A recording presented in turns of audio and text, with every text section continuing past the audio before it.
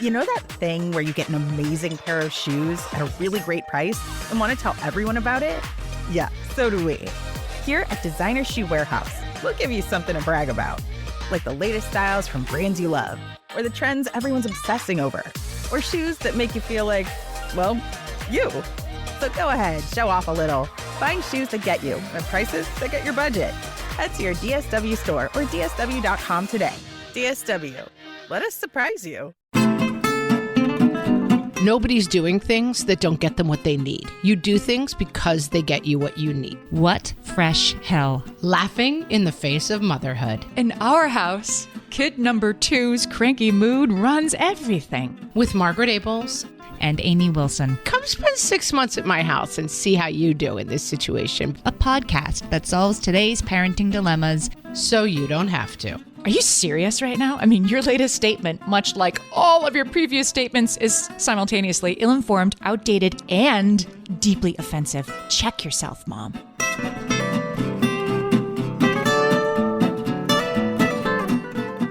Hello, everyone, and welcome to What Fresh Hell, Laughing in the Face of Motherhood. This is Margaret. And this is Amy, and today we're going to talk about when one family member's emotions run the house. Have we all been there?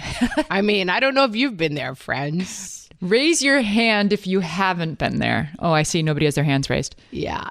And is it okay if we're this person? Or are we only talking about the other people? I thought we should start by going through like the ways that this can come to be. And yeah, like I don't want to admit it, but there are times when it has been me in my house. It's you. Hi, you're the problem. It's you. I was the monster. Right. I mean, like postpartum anxiety or perimenopause or PMDD, which is when PMS actually makes you have dysphoria for a couple of days a month. These are things that are real, and it's not saying you're a bad person to say that those have run your household sometimes, I think. Yes. There's something called irritable male syndrome, which really needs its own episode. I have no idea what that would be. I'm not familiar at all, but apparently sometimes men can get very irritable and the whole family deals with that. It's funny because I don't have an irritable male, but I mean, we'll talk about this as we go on, but it's interesting that some people's emotions rule the household by loud verbal outbursts, and some people's emotions rule the house by like quiet, nerve-wracking stress that just kind of seeps, you know what I'm saying? Like not everyone's emotions rule the house in the same way, I would say. That's right. And then you can have this sort of like anxiety, crying jag, sort of thing running the house that isn't yelling or throwing things, but it's still, we can't go to that restaurant because kid B might see somebody she knows there, so we have to pick a different restaurant. Like that can run the house too. Yes, that's right. There's a lot of ways for one person's need to rule the day in a way that is, shall we say, not the best, Amy. Not the best. It can affect dynamics. So, all right. So to tick through some of the reasons that this might be, a kid can have ADHD with rejection sensitivity dysphoria, which is often part of ADHD, which is like little rejections seem like a huge deal to you. This tracks. Also, people with ADHD, like the dopamine. I was just seeing some influencer on Instagram last night talking about like when you yell at your kid with ADHD, like of course they don't like it, but a little part of them does like it because it's a hit of dopamine. I said maybe on our first ever episode that the pediatrician told me like kids love a Jack in the Box. Like they love it because they're like, I know if I keep winding, it'll pop eventually. And that is also true for all ages and stages of kids with their parents, but I'm going to say mostly their moms. No, probably their dads too. But like, if I poke the bear enough, he will roar. And it's like, that's what I want to see in some weird way. Right, exactly. And it's like, there it is. There it is. I knew you didn't love me, right? I've been waiting for that. Kids can have low frustration tolerance. Like that can be its own thing. Kids can have oppositional defiant disorder or just seem like they do for a year or two. Sure. Kids can have you ever had a kid on medication? Like I had a kid on steroids for repeated strep throat that we couldn't get rid of. And oh my God, we got rid of the strep throat. But not... A demon moved into our house for like 3 weeks. Like truly, like what is happening? And it was the medication Yeah. that a kid is even taking necessarily for an emotional issue, but it can cause an emotional issue. Yeah. Am I forgetting anything? Jet lag. We're dealing with it at my house right now, and it's rough. Yeah. Lack of sleep, trauma, trauma that is reverberating at times you're not expecting it to. So like perhaps a trauma that happened 3 years ago is being triggered by something invisible that you are not witness to.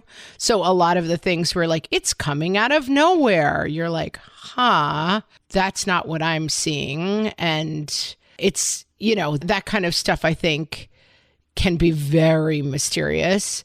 And also the huge umbrella category of who knows why, and that can be that trauma. We had an incident that happened where I live that was extremely traumatic for a group of kids in the town. And, that trauma has reverberated for several years and in different ways. And you don't always know, like, is it attached to that? Is it something different? There was certainly this thing. Maybe that's what's bubbling up, but maybe it's because their friend wouldn't let them sit with them at lunch too. Like, you often don't necessarily know what particular factor is tapping into the molten volcano of terror. Like what all these things seem to me to have in common is that in almost every case, the person, usually the kid whose dysregulation is running the household, doesn't actually want that responsibility, right? Like they're not actually like sitting in their room at night, like, and then tomorrow I'm going to ruin family dinner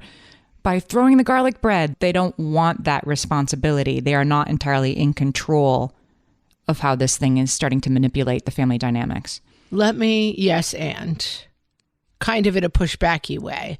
I think my mother, the therapist, would have said, nobody's doing things that don't get them what they need. You do things because they get you what you need. And so I do think the emotionally unregulated kid does get something they need out of running the house through their out of control emotions, but that need is not particularly healthy or good. Like, yes, they're not calculatingly ruining everyone's lives for fun, almost certainly. But on the flip side, they're seeking something through that behavior too. And I think that part of it is figuring out what they're seeking and can we meet it in a different way. I mean, yeah, although like if your kid has oppositional defiant disorder, they're wired that way, right? And that they're oppositional because that's how their brain is working right now. And again, you still have to work with it, but it isn't like... Right. So, but even they're seeking pulling something toxic out of their body and putting it on other people. Like there's a reason why it's happening. That's all I'm saying. It doesn't mean that like, they're getting what they need, which is annoying you. They're getting what they need, which is like pulling something terrible out of themselves and throwing it at other people. And so that's it. I don't think they're calculating, and I don't think they're like, I really love the feeling of being the worst person in the family who's making everyone's lives miserable.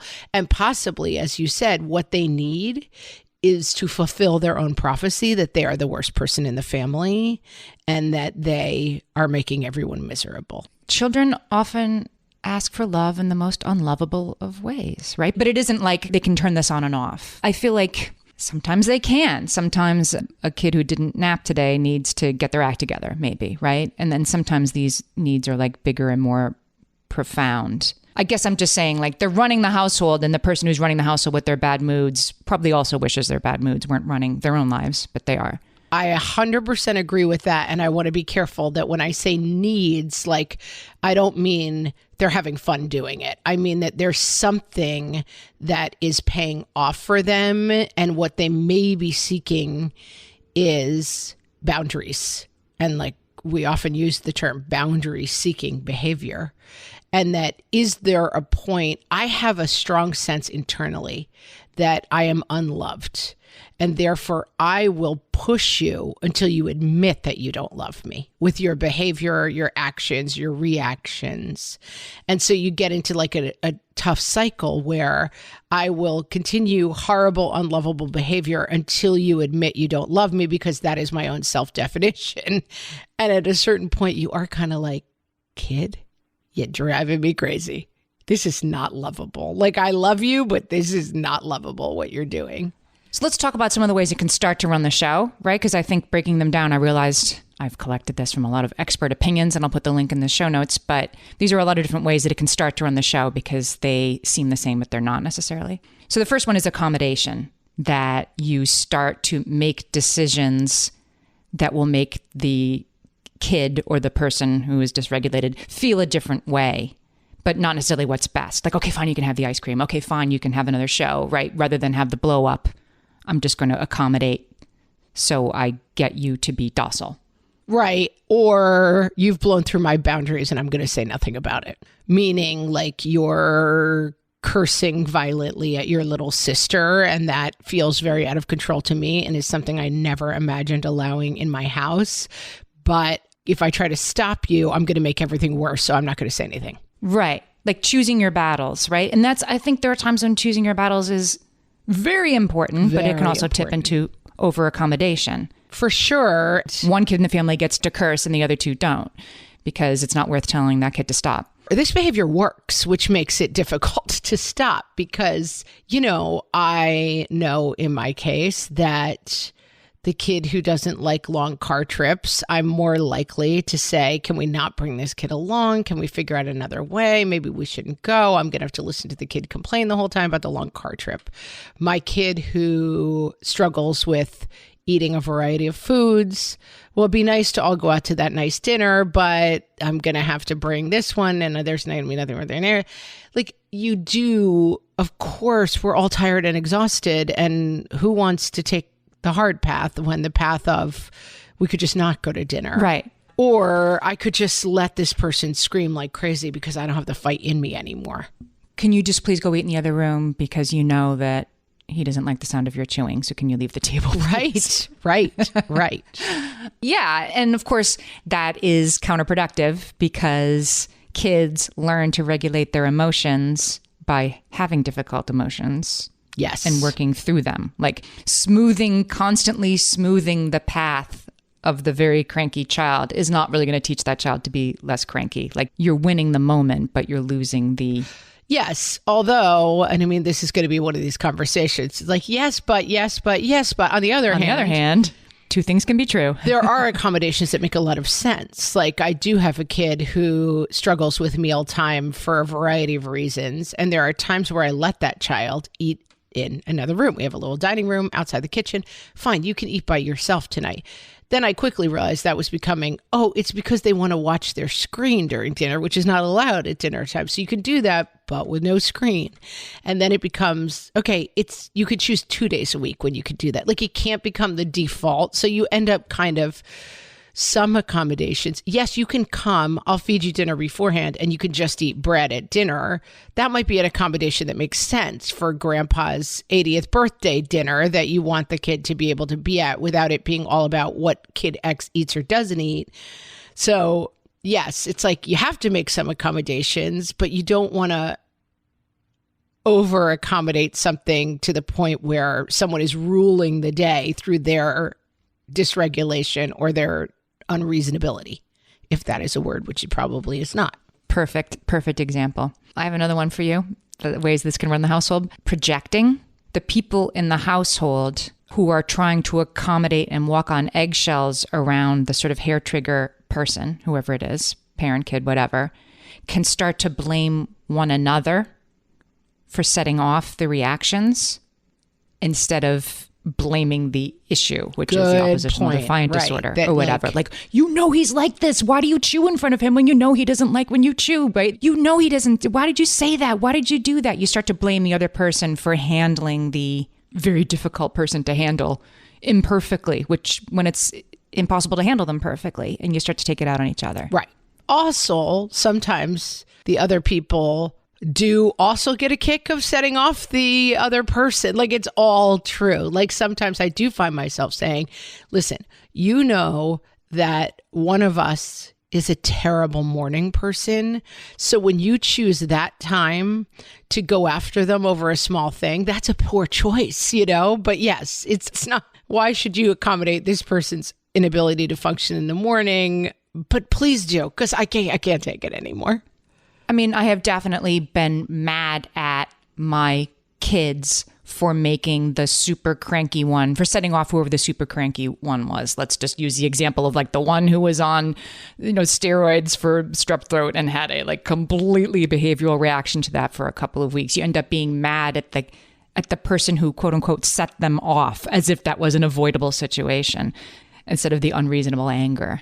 Right. All right. Well, I have even more ways that this can all start to run the household. But wait, there's more. That first segment went fast. Lots to say. We'll be right back. Hellions, it's time for some spring cleaning, and I don't just mean the coat closets. Doing your financial spring cleaning can actually be super easy when you let Monarch do your financial spring cleaning for you. One dashboard that gets your entire financial life organized. No more clutter, no more mess, no more logins scattered everywhere, just accounts, investments, property, and more, all in one place. Get your first year of Monarch for half off, just $50 with promo code FRESH. Monarch allows you to look not only at what you've already spent, but also to plan for the future. With Monarch, you can set savings goals, plan for big purchases, and notice spending trends before they become a problem. I can generate cash flow reports that show me what we spent this quarter, this month, what we're probably going to spend next month, and feel prepared, organized, and knowing how to plan for the future. No more surprises and a lot more clarity. Try Monarch. Use code FRESH at monarch.com to get your first year half off at just $50. That's 50% off your first year at monarch.com with code FRESH. Amy, when I'm having a good hair day, it usually makes my whole day better. And that's why on every day, I'm taking Nutrafol. Nutrafol is the #1 dermatologist-recommended hair growth supplement brand. And it's the #1 hair growth supplement brand personally used by dermatologists. Nutrafol's hair growth supplements are peer-reviewed, NSF certified for sport, and clinically tested. Nutrafol offers multiple formulas for men and women, tailored to different life stages and lifestyle factors, so you get support that's actually right for you. Adding Nutrafol to your daily routine is easy. Order online, no prescription needed, with automated deliveries and free shipping to keep you on track. Let your hair be one less thing to worry about. See visibly thicker, stronger, faster-growing hair in 3 to 6 months with Nutrafol. For a limited time, Nutrafol is offering our listeners $10 off your first month subscription and free shipping when you visit Nutrafol.com and enter promo code LAUGHING. That's Nutrafol.com, spelled Nutrafol.com, promo code LAUGHING. So there's also the disruption of daily life that can occur. Like we're always running late because this one kid has a crying jag in the morning, right? My birthday dinner was ruined because she cried because she didn't get to blow out the candles. And then I ended up being yelled at, the birthday kid, because I didn't let her do it too. Whatever. There's just this constant disruption and low-grade stress that can start to become default. And that projection can happen between you and your spouse as well, right? Like, why are you always setting him off? Yes. Why are you always doing that when you know it makes her explode? I will confess to this, definite frailty in myself, which is like, I kind of enjoy the trophy of having won the moment, like a kid who's difficult, right? And they scream at the other parent, like, why are you always like this? And then you're the one like, oh, I know. No, she didn't mean to say that. I know, she can, you're okay. It's okay.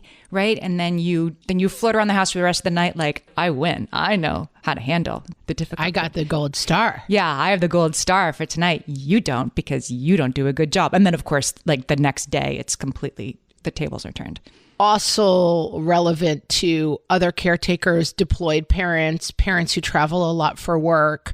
You don't understand how we accommodate this person. Like, you don't know the rules of how to interact with this person, which is those defaults get locked in. And, to a certain degree, my sister just traveled with one of my kids for quite a long time. And I found myself, well, he does this and he likes this. And, if he says this, say this. And, everybody does that with all their kids all the time. And spoiler alert, they got along great. And in fact, so great that I'm a little bit annoyed because I feel like my son is now like, why can't you be more like her? And I'm like, go away.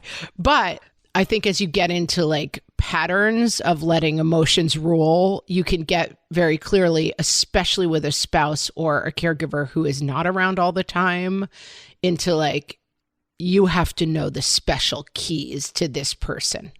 Yes. Or on the other hand, the person who isn't the default parent, like walks in once in a while, like, why don't you just relax? Like, it's not that big a deal, not knowing that you've been fighting about it for 3 hours or whatever. Like, they walk in at the last second, like, why don't you just do it this way? Like, oh, that would be nice. That would be nice. Right. Must right. I guess be nice. Yeah.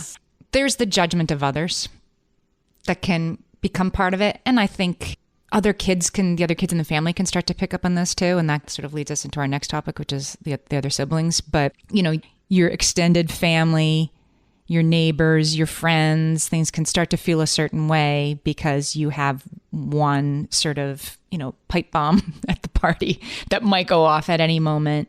Or just child who is struggling in specific ways, and you get kind of a lot of either looks or statements of, I would never let my kid behave like that towards me. I would never let my kid behave that way at a birthday party. I was talking to a friend the other day who's dealing with a situation around this issue, and she was like, come over anytime and you try. Let me see. I'm willing to learn from you if you want to come over and show me how much better you could do it than me. But I don't think you've dealt with this kid in this situation. And I think this can be so challenging that, like, I say it all the time, nothing easier than parenting someone else's kid in your mind. Yeah, in your mind.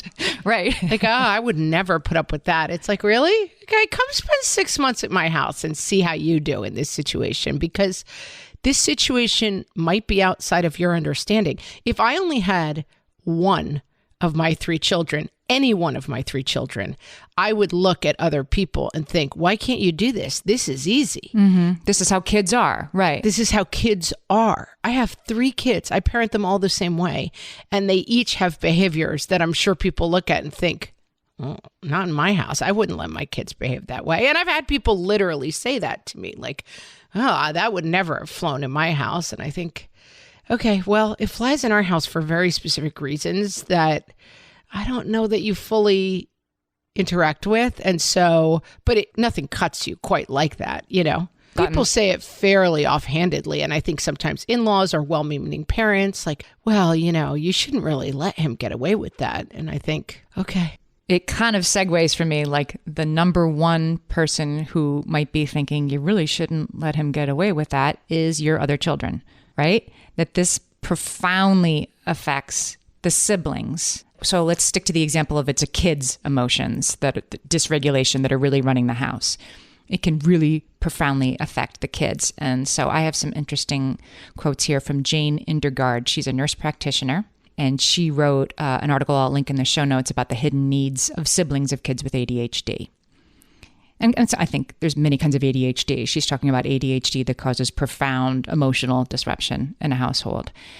So she says that the siblings of these kids, when they were actually studied, which they rarely are, they felt like their own comfort and satisfaction and well-being and happiness was secondary to the needs and attention of their sibling. Right. The high needs sibling. Correct. The high needs sibling gets everything and I get nothing. They feel isolated. They feel rejected. They feel underappreciated. They see the unfairness, which, that different rules, right? Different rules, different expectations. Why do you let him do that? You'd never let me do that. You never would have let me do that. If I did that, you'd be this way. And all of that's true. Their own needs can become eclipsed. You have to accommodate, like, I know you like pepperoni pizza, but you know how she'll be if we have pepperoni in the pizza, so you can't have pepperoni pizza. I mean, a tiny example, but it's like... Even on your half, it's going to not work. It's all it is. And then she makes the point generously that conflict leads to conflict, right? And the dysregulated person knows how to push your buttons, and eventually, like, you're going to yell back, or the kid's going to punch him in the arm, or whatever. Like, it brings out the worst in everybody to be living with this. And so then they act up too. I think also, and maybe even more profoundly with siblings, kids feel safest and most supported, I believe, in a structure that they understand. that structure looks a certain way. We all live within this certain space under this set of guidelines, right? And so it is very unsettling, unstabling, and frightening for kids when one person in the household is acting outside of the rules and it's not getting fixed and contained, because it makes them feel like the whole structure doesn't exist. Does that make sense? It sure does. That like the idea that, well, this is a house where like we treat each other with a certain kind of respect. I mean, everybody has, right? Like in our house, we value love, guidance. We say what's on our mind. You know, I'm talking about the Pinterest sign thing, the chalkboard sign. In our house, kid number 2's cranky mood runs everything. You don't see that sign. But also, like, I understand that mom and dad are in charge is a very safe feeling for a kid. So that when there's a kid in the house who's like, hey, mom and dad, F you, and I don't want to see your ugly face, and I'm going to throw something at you and leave the house and be gone for a half an hour and no one knows where you are. That's a very frightening feeling for the other kids, because it's like, wait a minute, if mom and dad can't control this, it's really out of control. And I think that the feeling of out of controlness, and I think that this can happen with kids who have unexpected behaviors for a lot of reasons, right? Like kids who have unexpected behaviors because of a disability, perhaps, or that like kids like expected behaviors, or they like the Jack in the Box in a very controlled environment, which is like, it's going to pop and then it's going to go back in the box. But they don't want the Jack in the Box to pop out and jump out of the box and go running around hitting people. Like that's too scary, you know? And so I think that what feels so scary about somebody in the house who is emotionally very dysregulated and out of control is that it says to the kids, this is out of control, and mom and dad are out of control with it. And they're frightened by that idea very profoundly. Right. When they see you not being able to, letting the kid do something and not responding, or it feels like the wheels are off. I get that. That makes a lot of sense. And similarly with fighting amidst the parents, anything that feels like this is out of control, it becomes like, and kids always like, right, they define themselves as the center of something, so that a lot of siblings will take on, this is mine, I have to control this. I have to make sure that my sibling doesn't lose control because it's too frightening to see my mom out of control. And so... Or I'll get yelled at instead, right? If she blows up, then they'll be mad at me, even if I didn't do anything. Right. So I have to start to behave differently too. Right. They want to feel like when the big bad wolf blows on the house, that it's brick. And that when somebody's really out of control, they blow on the house and it's straw and it falls down. And it's like, wait, we can't allow that. So either I have to like bricken up the house, or I have to stop the big bad wolf from blowing. Yeah.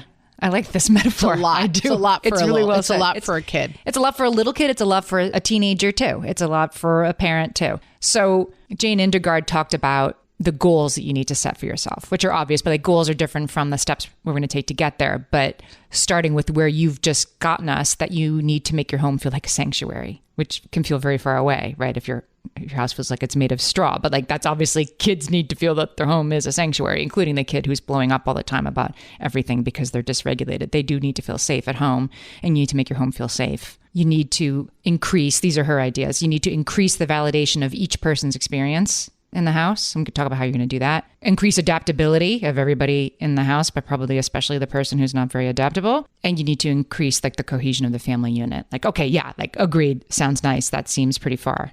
I mean, I love you, Jane, but yeah, sounds like a good idea, but this is the whole problem. Like one of the people at the table is the wolf. So how are we increasing cohesion between him and the piglet? Sometimes that feels really challenging. Like, right. I mean, these are great ideas, but they're goals, right? I mean, she says that like, these are goals. Of course, they're the goals. Of course, they seem very hard. And this is her work. Like she works with people who are like, yeah, that's not going to work for us.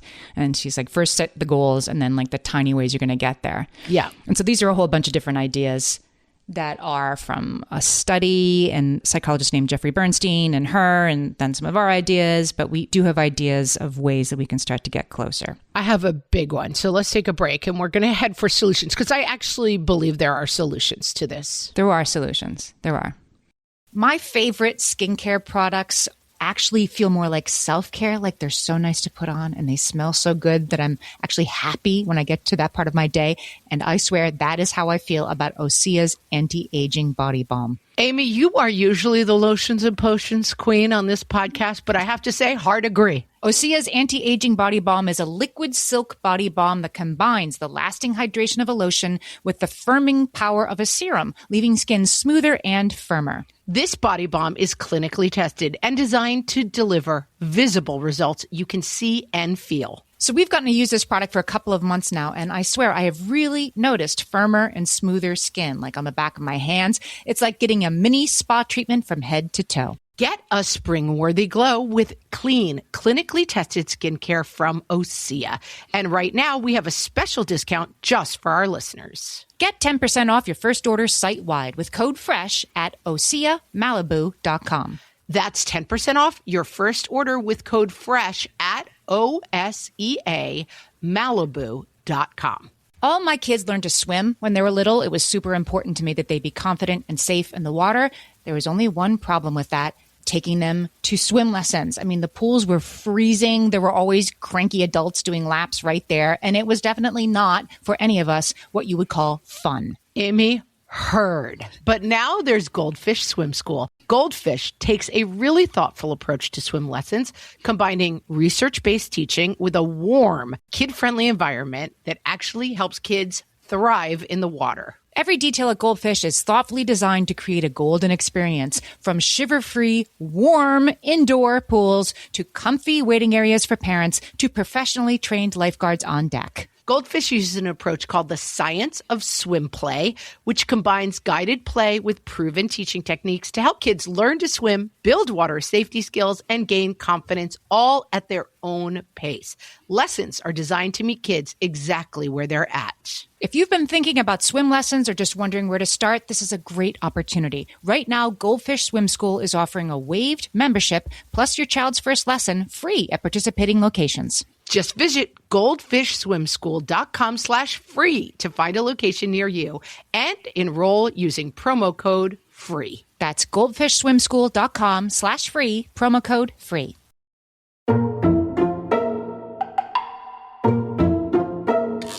And now, what you are doing wrong. From the What Fresh Hell podcast. According to your 2 to 4-year-old. You couldn't make it sunny when it was raining at the park. Seriously, what is wrong with you? According to your 5 to 7-year-old. You said no to more ice cream because apparently everybody had already had ice cream today? You are a monster. According to your 8 to 9-year-old. You sang along with the radio in the car as your car approached the front of the school drop-off line. Oh my God, that is humiliating. According to your 10 to 11-year-old. Yes, you tried to help with their math homework, but that's not the way the teacher showed them to do it. No offense, but what is wrong with you? According to your 12 to 15-year-old. I mean, just the simple fact of your existence is simultaneously shameful, irritating, and appalling. I mean, this can't be fixed, but if you could try to stop being so, you. According to your 16 to 18-year-olds. Are you serious right now? I mean, your latest statement, much like all of your previous statements, is simultaneously ill-informed, outdated, and deeply offensive. Check yourself, Mom. This has been What You Are Doing Wrong. From the What Fresh Hell podcast.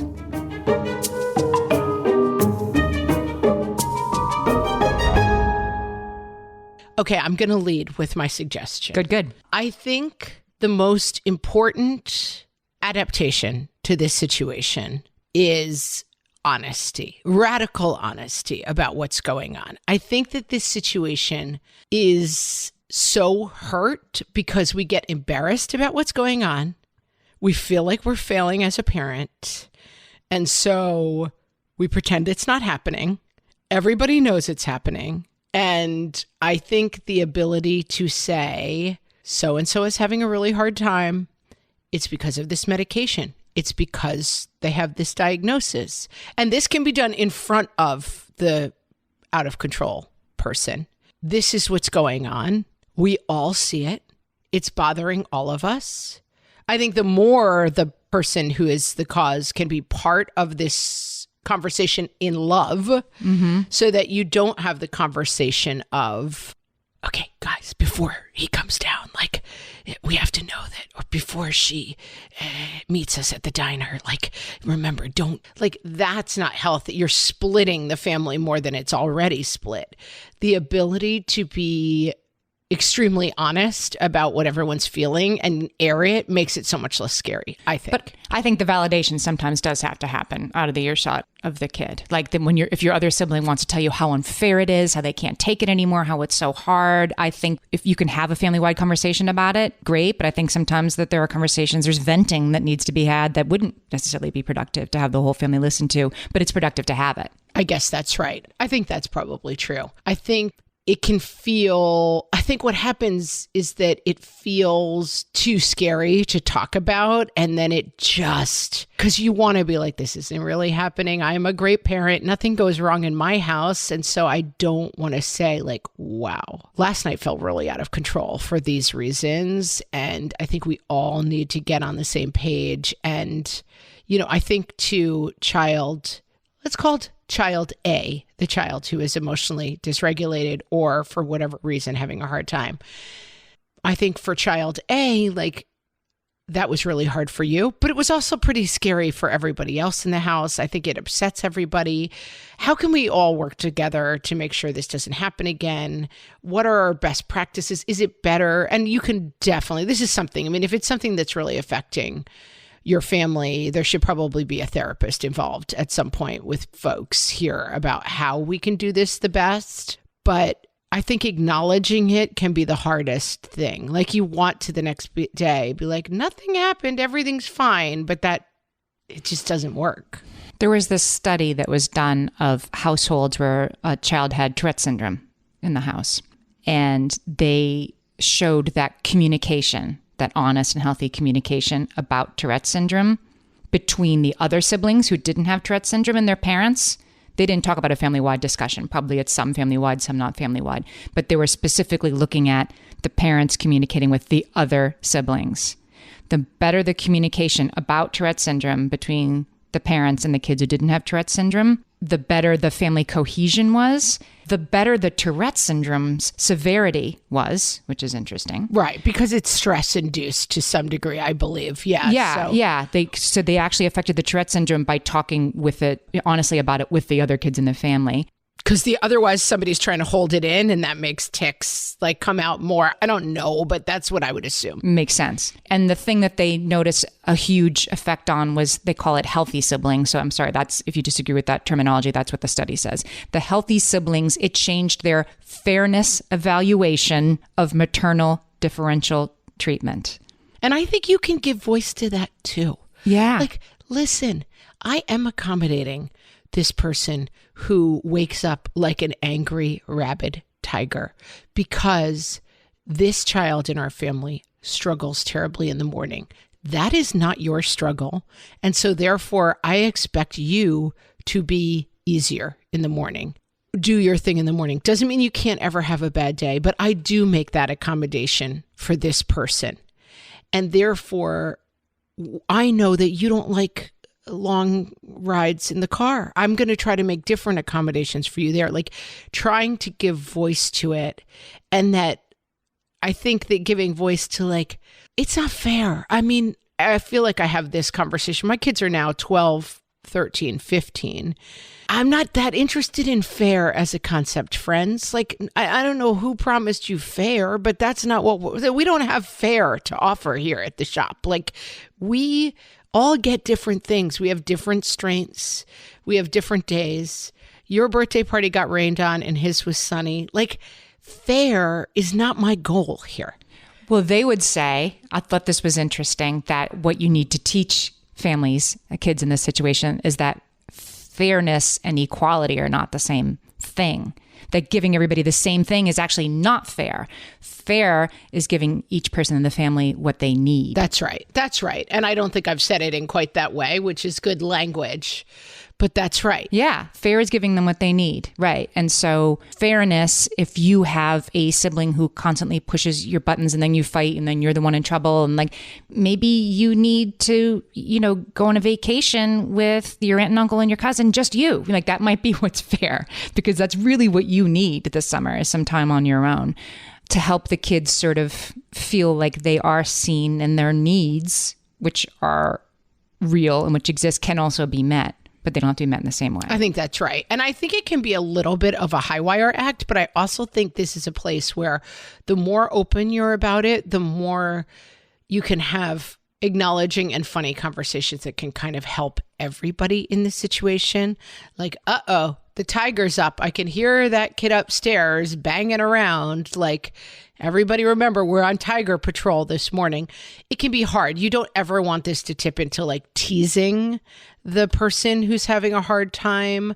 But if you can give it a context that makes it able to make sense, or, that one who always loses their shoe, guess what time it is? It's all family shoe hunt again, because, and who's going to make us late this morning? Let me guess. I'll give you 20 guesses, and it's always this.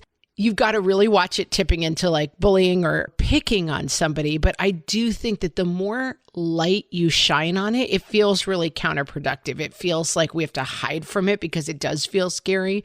The more we can be like, okay, we're going to the out of control circus again tonight. Everyone take your battle stations. That it takes some of the air out of everybody's sails. I mean, I've definitely seen it work and I've seen it go wrong. I've seen it kind of tip the out of control kid into like, it's not funny. No one takes me seriously. Like, it can go wrong. But there are times where I see it be like, you can't even keep this up in the face of us all being like, man, the battle stations. We've got the angry tiger on the loose. Like, sometimes the out of control person is like, okay, I'm not going to keep being this in the face of this. It can depend. And then if it's older kids, you can actually educate them on rejection sensitivity dysphoria, right? Or oppositional defiant disorder or whatever. And you can go for a walk with them. You can send them articles, just the things that make like, I see you, I hear you, and let them be like, I can't take it anymore. Sometimes I just am like, I understand how hard it must be. I get it. Right. Yeah, I get it. Of course you can't, because it's really hard. I think that it's another room for us to say, like, we're all on the same team. We're same team. But this doesn't have to become your problem either. I mean, you definitely can sometimes see kids who are like, when stuff starts to go wrong, they're like, I'll solve it. Watch my funny dance. And I'm like, okay, you don't have to solve it. It's not that. I think when you make it less scary for everybody, you take away the out of control person's need to ratchet up the out of controlness, and you take away the I have to be the solution and fix it people's need to fix it so much too. Where we say, listen, this stinks. It usually lasts about this long. This is the reasons why it happens. And here's a plan going forward. And I think this is a great thing to talk about when it's not happening. When it's happening, it's good to have some sort of plan. Like, hey, when this starts to feel out of control, why does an out of control person stay in their room until they can feel calmer? Everyone else can go do video games in the basement. Like, let's make a plan for when this starts to happen. Or even, if things get really rough and your kid who's having a hard time can't stay in their room because they want to be right next to you because they don't totally feel safe, then maybe the other parent punches out with the other two kids and you go for a walk. And it's because it's what they need. And maybe they got ice cream while they were out because that's what they needed. And you can divide and conquer. And then, of course, make sure that you, primary caregiver, are not always the one who's stuck at home with the difficult one. Because the most important thing of all, ready for this? Research indicates there's one single most significant factor for family well-being and relationships in a house where a child has severe difficulties, and it is the emotional health of the primary caregiver. That's the most important factor in a cohesive family environment.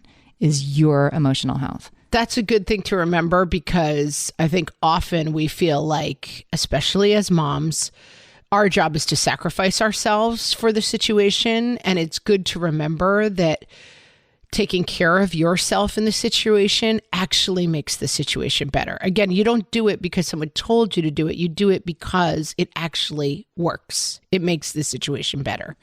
Not just for you. And so that in the calmer times, you can say, what is the best thing for my... And I think that sometimes the out of control person is testing that. Like, when will mom break? When will the house of brick fall down? How hard do I have to blow?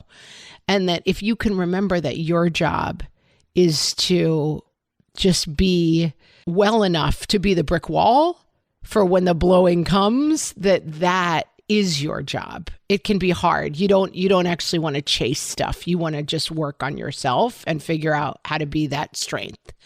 Very interesting episode, Amy. I learned a lot from it, and I feel we solved it. I did too. I'm going to take away this idea of fairness evaluation, and fair is not equal. Fair is what each person needs. Yeah. That'll be good for me too, because I often just scream, "Who said life was fair? What is you fair? Maniacs!" And that doesn't seem to be going great. So I think it would be nice to try something different. If you love What Fresh Hell and you want to get more What Fresh Hell, if you want to get bonus episodes, you want to get access to our entire catalog of over 700 episodes, all ad-free, you might want to consider What Fresh Hell Plus. There's going to be a link in the show notes for this episode. You can also go to our website, whatfreshhellpodcast.com, and sign up for What Fresh Hell Plus. It's $5 a month and $40 a year to get everything ad-free, and we'd love it if you consider signing up. We would love it. And the bonus episodes are super fun and kind of dopey, but in a hilarious way. Oh, and I want to say one more thing, which is you can also keep listening wherever you listen. Like, you don't have to now download some special third party thing or you can just keep listening where you're listening. You're already doing it, but just with less ads and more us. What could be better than that, Amy? Nothing. And with that, friends, thank you for listening, and we will talk to you next time. So long.